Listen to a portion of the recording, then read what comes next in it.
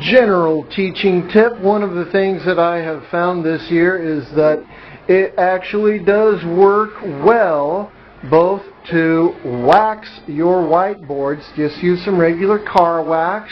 If you got some big divots, you might want to do more than one application. The wax will fill in the divots. The wax will also fill in some of the micro scratches which can appear. And those micro scratches have a tendency to grab the ink from your markers, and you can never get that ink back out without lots of scrubbing and perhaps a little bit of alcohol spray. So I highly recommend using some alcohol and a little bit of elbow grease to get your whiteboards nice and clean. After that, wax them. When you're done waxing them, wax off. Wax on, wax off. You know how that goes, Karate Kid. And when you're done doing that, cultural references aside, what you want to do is oil it. And for oiling, what I like to do is, just for the sake of good practice, I will go online and find some food-grade mineral oil. And that is what we have here, is food-grade mineral oil. And it is in a little spritzer bottle. And the reason why it's in a spritzer bottle is because it allows you to have very fine and very accurate control of how much you are applying to your board. On the first application, when you first do your board, I recommend just kind of going light on it, like maybe 4, maybe 5 spritzes maximum.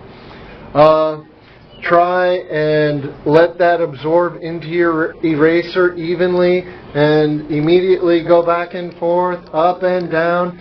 Get that distributed evenly across your board. And then look at your board from an angle where the light is going to reflect. Get your face up nice and close to that board, and you will probably be able to see something that looks like a fine layer of grease. And if you see that fine layer everywhere, then you've done a perfect job.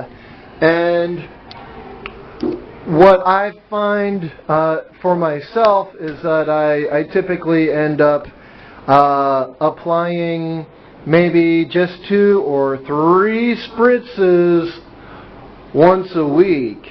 Sometimes less than that, sometimes more like once a month. And one of the interesting things you'll notice is that your erasers are going to start looking different, actually. The way that they gather dust and funk is going to be where it all gathers together, and it actually pulls off very easily in little dust bunnies. So it actually changes the way that your eraser is going to work just a little bit. But the big change that you want to look out for, and hopefully you will notice, is that you go whoop, everything comes clean. Those little micro scratches aren't as likely to fill up with ink. When they do start filling up with ink again, then it's time to clean the board again. And when you're done cleaning, wax it and re-oil it. And the oil, for the most part, kind of works with your ink. So you go whoop, 1 wipe, or maybe 2 wipes, and it's all clean and all gone.